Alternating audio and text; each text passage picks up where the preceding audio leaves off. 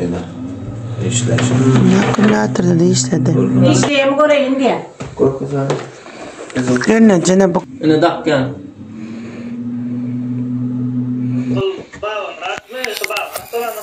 Wow.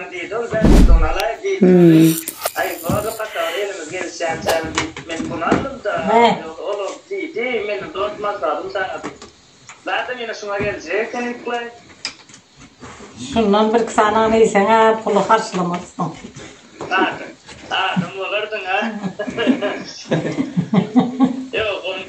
Ondan verme de kendine de vermedi. Vallahi değil böyle ki la falan çıkar verildi formatı. Hani gelini kimem yağ petere der oturuz. Bana aklı olma deten. Yo, vaş etmel ularda. Yine ondan ulan ne keklerden bular. Bana uzayım. Onlar bana şöyle yanıklayacak.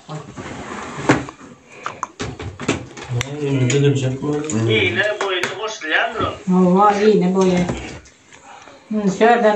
Şuradan boyuyorsun. Çekerim de bir şey.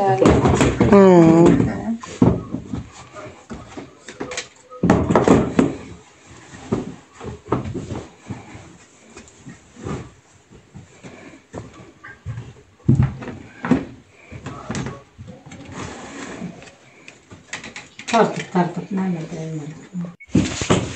Ay sen de ne yapayım? Şurada ne telefonu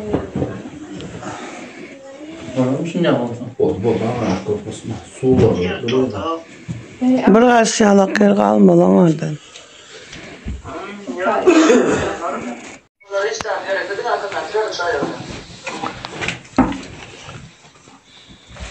Yani öyle bir şunu bir de işletmeli. Şimdi onu beyle onu. Ne sayısı? Pilotunu. Biliyorsun orada. Bunu kısım da diyelim. Bir şey Bana bular mı da duyuyor. yeni istedim. Bir şey mi? Ena. İşleşim. Akümülatörde de işledi. Bunu ne etmeli? Bular kesseyin bana şunu yaz atlat ki. Suları ot. Bular pol akımı. Anaylamanın düz korkazık diye. Gel öğren kala. Pilotun. Ne var? Rentgen. İşleyemi göreyim diye. Koy kızlar. Gönne cene bak tamam bizden. Soğudadanınıza soğut. Bizi svardı. Ha sağ ol. Ne sevetsin ne? Gördün mü? Ne?